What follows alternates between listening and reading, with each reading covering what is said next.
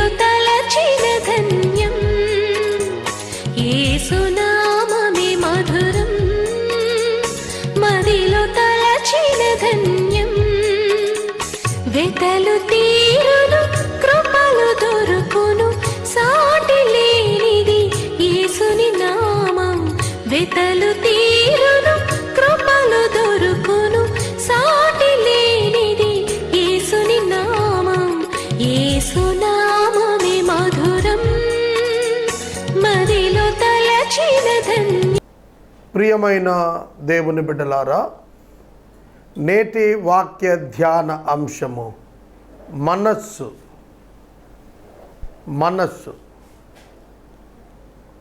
ప్రార్థన చేసుకుందాం. మమ్మలను మిక్కిలిగా ప్రేమిస్తోన్న మా ప్రియ తండ్రి, మీకు వందనాలు. నేటి అంశము పరిపూర్ణముగా గ్రహించుటకు శ్రోతలకు సహాయం చేయమని యేసు నామమున ప్రార్థిస్తున్నాను తండ్రి, ఆమెన్. ప్రియమైన దేవుని బిడ్డలారా, పరిశుద్ధ బైబిల్ గ్రంథంలో మనస్సు, హృదయము అనే పదాలు అనేక పర్యాయాలు కనిపిస్తాయి. Heart, HEART. మనకి శరీరంలో గుండె రక్తపు ఉత్పత్తి చేస్తుంది, రక్తపు పంపింగ్ చేస్తుంది, ప్రసరణ చేస్తుంది. Heart pumps the blood into the vessels. అది కాదు హార్ట్ అంటే. బైబిల్లో చెప్పిన హార్ట్ అనే పదం, మనస్సు అనే పదం, హృదయము అనేటువంటి పదం ఇన్నర్ మ్యాన్కి సంబంధించింది, అంతరంగ పురుషునికి సంబంధించింది.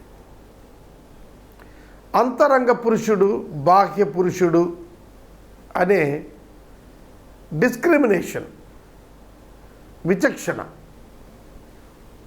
మొట్టమొదట వింటున్న వారికి అర్థం కావాలి. బాహ్య పురుషుడు, ఔటర్ మ్యాన్ అంటే కనబడుతున్న మనిషి, అంటే మీకు కనబడుతున్న శరీరం. ఔటర్ మ్యాన్ అంటే మీకు కనబడుతున్న శరీరం.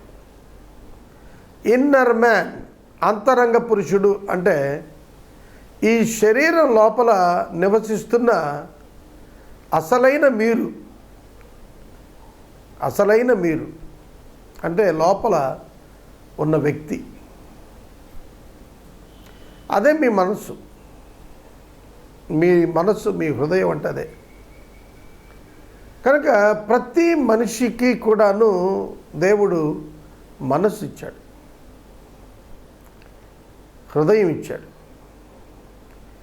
ఈ హృదయము దేవుని చేత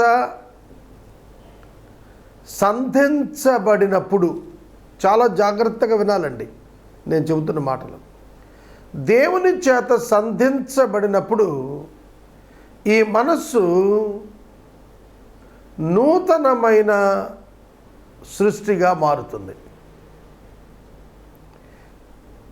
మానవుడు పుట్టినప్పుడు మొదలుకొని ఆ వ్యక్తిని దేవుడు సువార్త చేత సంధించినప్పుడు, పరిశుద్ధాత్ముని చేత సంధించినప్పటి వరకు ఉన్నటువంటి మనస్సు ప్రాచీన పాపపు స్వభావము అనే మనస్సు. అయితే ఎప్పుడైతే పరిశుద్ధాత్మ దేవుడు ఒక వ్యక్తిని విశ్వాసములోనికి నడిపిస్తాడో అప్పుడు ఆ వ్యక్తి అంతరంగమందు ఆ పురుషుడు నూతన పరచబడతాడు, క్రొత్త సృష్టిగా మార్చబడతాడు. అంటే మనకి అర్థం కావాలంటే మన సబ్కాన్షియస్ మైండ్లో ఉన్నటువంటి ఫీలింగ్స్, మన సబ్కాన్షియస్ మైండ్లో ఉన్నటువంటి ఆలోచనలు అన్నీ కూడా మార్చబడతాయి. కనుక ఈ ఎమోషన్స్, ఫీలింగ్స్, థాట్స్ అన్నీ కూడాను నూతన పరచబడతాయి. ఔటర్ మ్యాన్ అలానే ఉంటాడు, బాహ్య పురుషుడు అలాగే ఉంటాడు. అంతరంగ పురుషుడిలో దైవ సంబంధమైనటువంటి స్వభావము సంతరించుకుంటుంది. ప్రాచీన పాపపు స్వభావము శరీరమును ఆధారం చేసుకుని ఉన్నప్పటికీ దానికి ఇక ఎన్నటికీ కూడా దేవుని ఆత్మచేత నూతనపరచబడిన మానవుడు దాసుడిగా ఉండడు, ప్రభావానికి లోనైన వాడుగా ఉండలేడు, జీవించలేడు. అందుకనే పాతవి గతించను, ఇదిగో సమస్తము కొత్తవాయను. సేమ్ కంప్యూటర్ బట్ ఓఎస్ చేయించినట్లు. ఓఎస్ చేయించడం అంటే అర్థం ఏంటంటే దానిలో ఉన్నటువంటి సమస్తమైన ఫైల్స్ని వెలుపటికి తీసివేసి అందులో ఉన్నటువంటి అన్ని అప్లికేషన్స్ను బయటికి తొలగించి ఖాళీ చేసేయటం. కంప్యూటర్ హార్డ్ డిస్క్ అంతా ఖాళీ చేసి మళ్ళా రీప్రోగ్రామింగ్ చేస్తారు. రీప్రోగ్రామింగ్ చేస్తే ఆ క్షణం నుండి ఆ రీప్రోగ్రామింగ్ చేయబడినదే ఆపరేషన్లోకి వస్తుంది. హ్యూమన్ మైండ్ కూడా అంతే. పుట్టినది మొదలుకొని శరీర సంబంధమైనటువంటి మనసు చేత, ప్రాచీన పాపపు స్వభావము చేత మానవుడు తన హృదయమంతటినీ కూడాను లోక సంబంధమైన వాటి చేత నింపేసుకుంటాడు. ఎప్పుడైతే పరిశుద్ధాత్మ దేవుడు సువార్త చేత అతన్ని సంధిస్తాడో అతనిలో ఒక రూపాంతరం వచ్చేస్తుంది. దానిని మారు మనస్సు అంటారు, క్రొత్త మనస్సు అంటారు. పాతది పోతుంది. ఓఎస్ చేయబడినప్పుడు ఎట్లయితే పాత ఫైల్స్ అన్నీ ఎరైజ్ అయిపోతాయో అలా ప్రాచీన పాపపు స్వభావపు గుర్తు జ్ఞాపకాలన్నీ కూడా తొలగించబడతాయి. వాటన్నిటి స్థానంలో నూతనమైన మనసు వస్తుంది. ఇక విశ్వాసి అని పిలువబడతాడు. అక్కడి నుంచి నూతనంగానే తలస్తాడు. ఆత్మ యొక్క విధానము అమలులోనికి వస్తుంది. కొరింథీయులకు పరిశుద్ధుడైన పౌలు రాసిన మొదటి పత్రికలో, కొరింథీయుకు పౌలు రాసినటువంటి మొదటి పత్రిక 2వ అధ్యాయము 16వ వచనం. ప్రభువు మనస్సు అనున్నది. ఇక్కడ ప్రభువు మనస్సు అనుంది, క్రీస్తు మనస్సు అనుంది. మనమైతే క్రీస్తు మనస్సు కలిగిన వారము. మనమైతే అనగా యేసుక్రీస్తును అంగీకరించిన తరువాత మన మనస్సు క్రీస్తు మనస్సుగా రూపాంతరం చెందుతుంది. మనం ఆయన మనస్సును కలిగిన వారంగా మారిపోతాము. That's happened at the time of your salvation. మునుపు ప్రాచీన పాపపు స్వభావము అది పాపమునే కోరుకుంటుంది, పాపమునే చేస్తుంది, లోక సంబంధంగా ఆలోచిస్తుంది, లోకమే శాశ్వతం అన్నట్టు జీవిస్తుంది. మారు మనస్సు, నూతన మనస్సు, క్రీస్తు మనస్సు, నూతన స్వభావము, ఇవి ఒక వ్యక్తిలో పరిశుద్ధాత్మ ద్వారా దేవుని వాక్యమునకు లోబడి, దేవుని ఆజ్ఞలకు లోబడి, దేవుని చిత్తమునకు లోబడి, దేవుని మహిమార్థం జీవించే ఒక నూతనమైన తీర్మానముతో ముందుకు సాగేటట్లుగా చేస్తుంది. అది మనసు యొక్క కథ. ఒక మనిషి పుట్టినది మొదలుకొని యేసుక్రీస్తును రక్షకునిగా అంగీకరించే వరకు అతని మనసు ఎలా ఉంటుందో రోమాపత్రిక 8వ అధ్యాయం 5వ వచనం నుండి 11వ వచనం వరకు చదివితే అర్థమవుతుంది. I will explain you. రోమా 8:5 నుంచి 11 వరకు ఉన్న భాగాలు. శరీర అనుసారులు శరీర విషయముల యందు మనసుంచుదురు. శరీరానుసారమైన మనసు మరణము, శరీరానుసారమైన మనసు దేవునికి విరోధమైనది. శరీర స్వభావం గలవారు దేవుని సంతోషపెట్టలేరు. శరీర స్వభావము కలిగినటువంటి వారు పాపము విషయం ఇంకనూ జీవించే ఉంటారు. చూస్తున్నారా? శరీరము శరీరము శరీరము, శరీరానుసారమైన మనస్సు అంటే మానవుడు పుట్టుకతోనే పాపపు స్వభావాన్ని కలిగి పుడతాడు.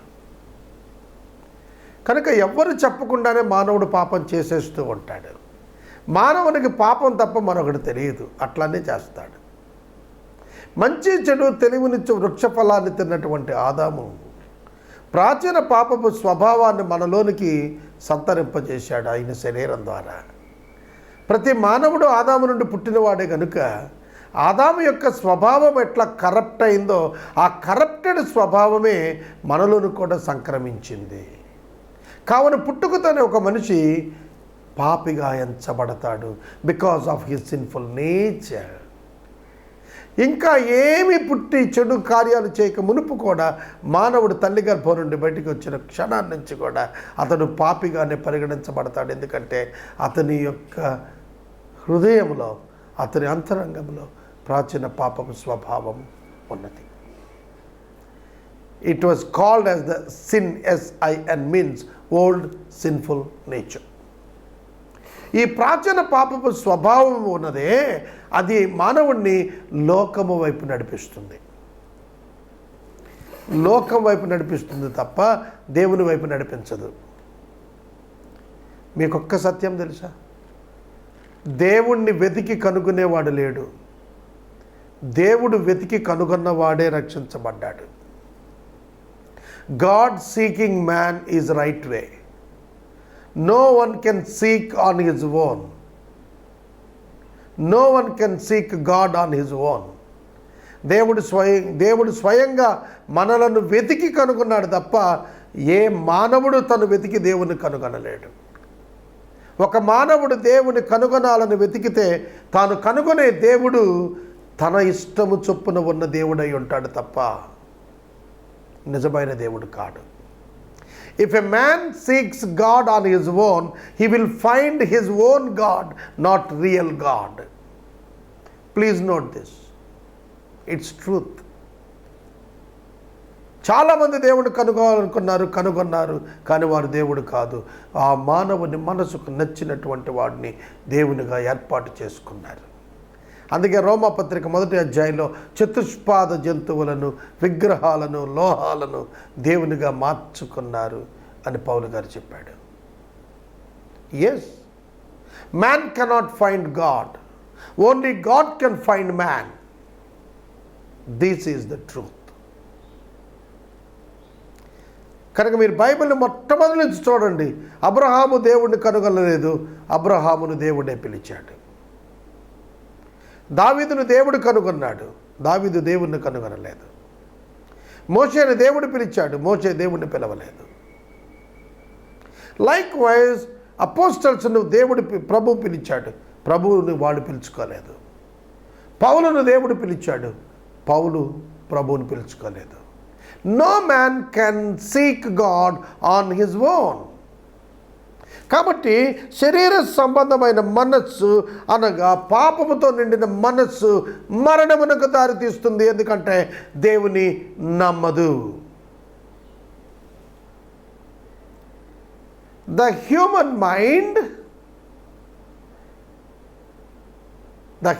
మైండ్ మానవ సంబంధించినటువంటి మనస్సు, it seeks for logic and it seeks for proof to believe. శరీర సంబంధమైన మనసు రుజువుల కొరకు చూస్తుంది, విశ్వసింపదు. శరీర సంబంధమైన మనసు దేవునికి విరోధమైనది. అది ధర్మశాస్త్రానికి లోబడదు, ధర్మశాస్త్రాన్ని ఏమాత్రము కూడా లోబడటానికి ఇష్టపడదు. శరీర సంబంధం కలిగిన మనసు కలిగిన వాడు దేవుని సంతోషపెట్టడానికి ఇష్టపడడు. దేవుని ఆత్మ వారిలో నివాసము ఉండడు. అర్థమైందా? They can't get any kind of relationship with God. ఒకడు దేవునితో సంబంధం కలిగి ఉన్నాడు అంటే ఇక అతడు పాత మనిషి కాదు, శరీర సంబంధి కాదు. కనుక శరీర సంబంధమైన మనిషి దేవుని విశ్వసింపడు. కొరింథీ మొదటి పత్రిక రెండవ అధ్యాయము మనకు 14వ వచనం ఈ విధంగా తెలియచేస్తోంది. ప్రకృతి సంబంధమైన మనుషుడు దేవుని ఆత్మ విషయములను అంగీకరింపడు, అవి అతనికి వెర్రితనముగా ఉన్నవి. ప్రకృతి సంబంధి అయిన మనుషుడు ఆత్మ సంబంధమైన విషయాలను అంగీకరించడు. He will not accept. ఉదాహరణ చెప్పనా? The virgin birth.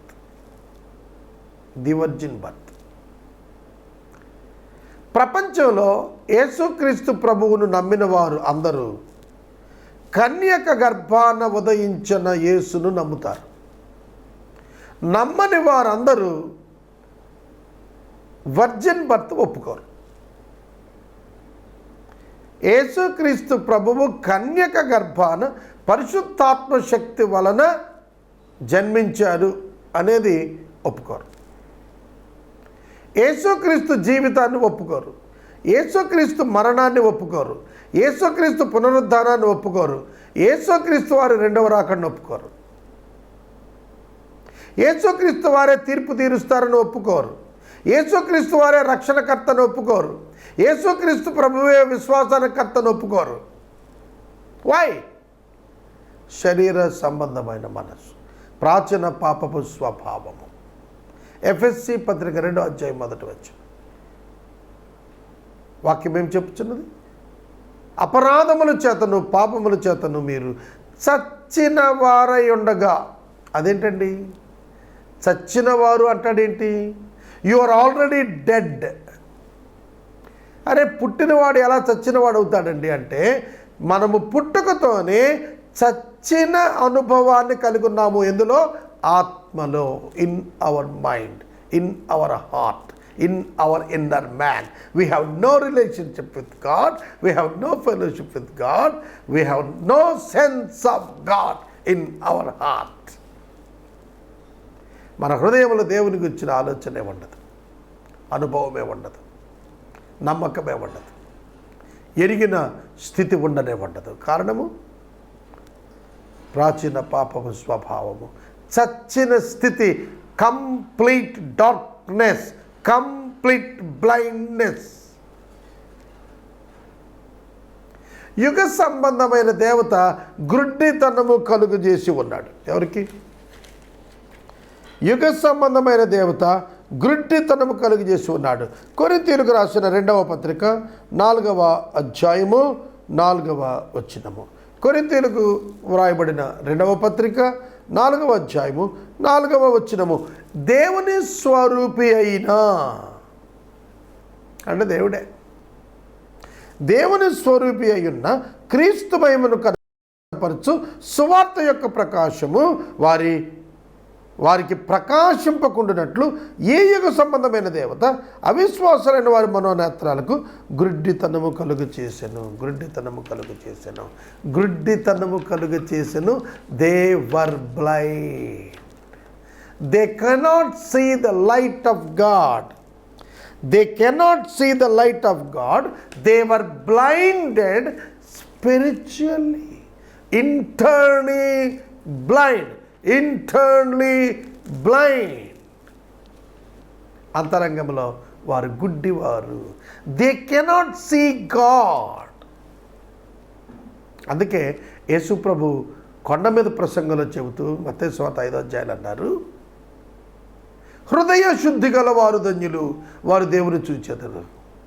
అంటే ఎఫెసీ 2:1తో, కొరింథీ 2:4-4తో, మత్తయి సువార్త 5వ అధ్యాయంలో ప్రభు చెప్పిన మాట పోలిస్తే మీకు they were blinded, they were in dead condition, they cannot see God, they are under darkness.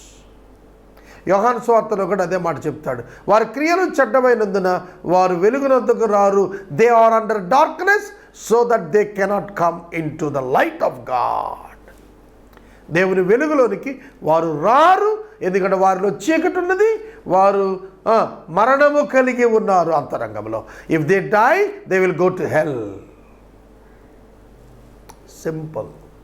Without Jesus Christ if anyone dies he will go to Hades and then he will go to hell. యేసును ఎరుగక మరణించిన వాడు పాతాళవశమవుతాడు.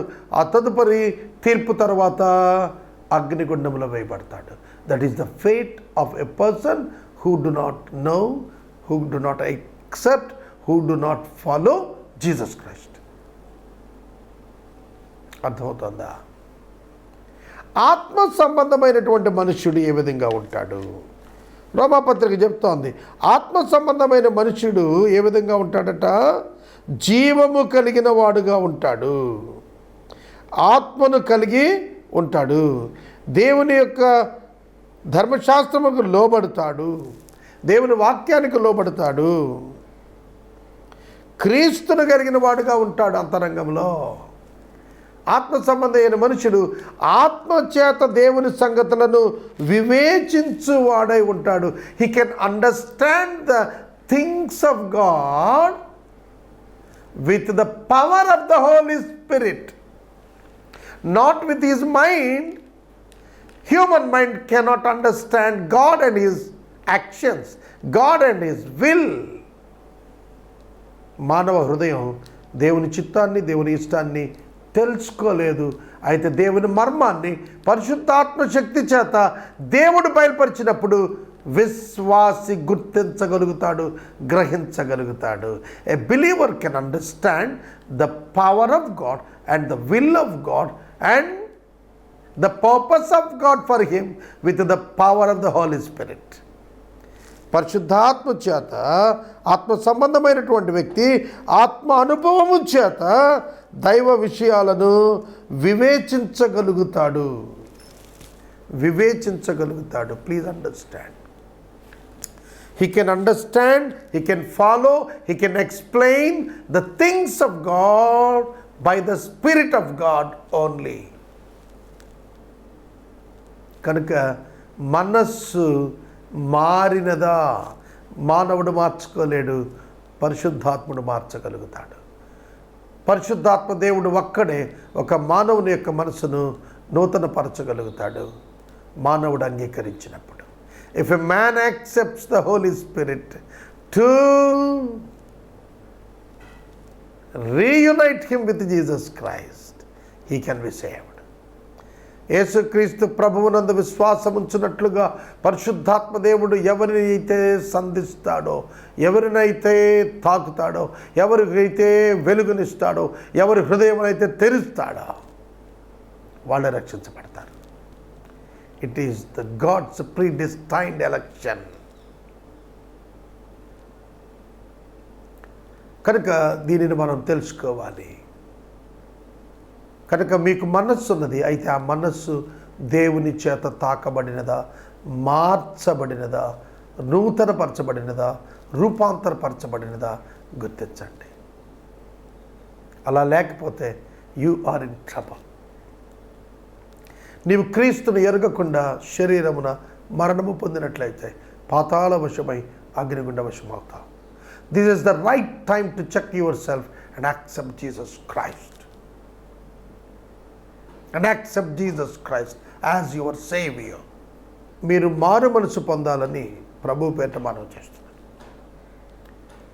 రక్షణ పొందాలి, యేసుక్రీస్తును రక్షకునిగా అంగీకరించాలి. క్రీస్తు మీ కొరకు మృతి నొంది తిరిగి లేచి తండ్రి కుడి పార్శ్వాన ఆసీనుడయ్యేటట్లుగా పరలోకానికి వెళ్ళి మిమ్మలను కలుసుకున్నట్టుకు తిరిగి రాబోతున్నాడు. మీరు ఆయన్ని ఎదుర్కొంటాక ఆకాశ మండలానికి మేఘాల మీద కొనుక్కోబడి 7 సంవత్సరాలతో వివాహ మహోత్సవంలో పాల్గొని మరలా తిరిగి ఆయనతో పరిశుద్ధులతో కలిసి భూమి మీదకి వస్తారు. ఇది విశ్వసింపదగిన సత్యం. ఈ సత్యమును అంగీకరించాలని ప్రతి ఒక్కరికి మనం చేస్తున్నాం. ప్రార్థన. పరిశుద్ధుడా, మీకు వందనాలు. వాక్యం విన్న బిడ్డలను దీవించండి. మనస్సు మారి నూతన మొగుట వలన రూపాంతరం పొందుటకు సహాయం చేయండి. క్రీస్తునందుండి నూతన సృష్టిగా మార్చబట్టకు సహాయం చేయండి. ఘనత, మహిమ, ప్రభావాలు మీరు పొందండి. యేసు నామమున వేడుచున్నాము తండ్రి, ఆమేన్. తండ్రి అయిన దేవుని ప్రేమ, కుమారుడైన యేసయ్య కృప, పరిశుద్ధాత్మ దేవుని యొక్క అన్యోన్య సహవాసం సదాకాలం మనందరికి తోడైండునుగాక. ఆమేన్.